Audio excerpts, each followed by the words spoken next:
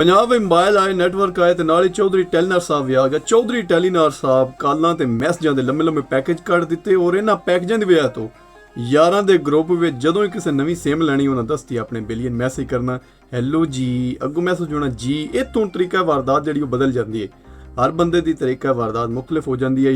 अगले मैसेज की करना कि मारिया कैसी हो, सबा बात कर रही हूँ। अगले मैसेज करना कि कौन सबा, कौन मारिया।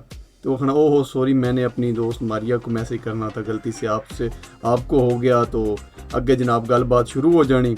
दूजी वारदात ये होनी कि उन्हें मैसेज करना हैलो जी, अगले आखना जी मैं आप फैसल बात कर रहे हो, मैं आपको बहुत पसंद करती हूँ, मैं बड़ी हिम्मत करके आपसे बात कर रही हूँ, ये वो। तो फिर गलबात शुरू हो जानी।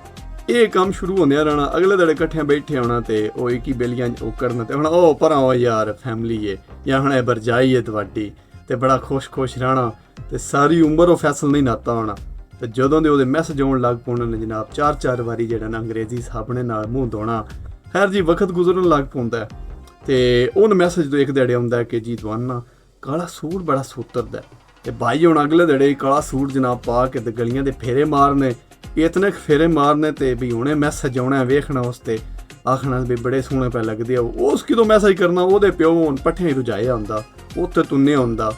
खैर जी ये वक्त गुजरदा टाइम लगदा एक देड़े आखिर फिर उसका दिल तरोड़ दिता जाता है। हुण पता लगता है चार देड़े तो अजे देवगन बन के फिरदा रहिंदा है। लेकिन खैर यह यारां मित्रां बेलियां दा मजाक हासे चलते रहंदे हन। कमेंट्स विच आओ हाँ एक बारी जरा वो लैजेंड्स हाज़री लवाओ, दसो कि तुसीं ये वारदात कीती होवे या तुहाडे नाल ये वारदात हुई होवे या तुहाडे सामने किसी नाल वारदात हुई होवे। तो कमेंट्स में लाजमी जाया करो। चोई साहब उत्थे एडा लैजेंड्स बैठे होंदा ना, उस स्टिकर वाली वीडियो के कमेंट्स पढ़ लो, वो भी एडा लैजेंड बैठे है उस्मान रांझा नंबरदार दा, ओहदा तुसीं कमेंट पढ़ो ना। आदा कि मैं जनाब एक स्टिकर 53 रुपइयां दा वेचदा ते चार जड़ा वो सेल चो ला के 10 दे वेचदा।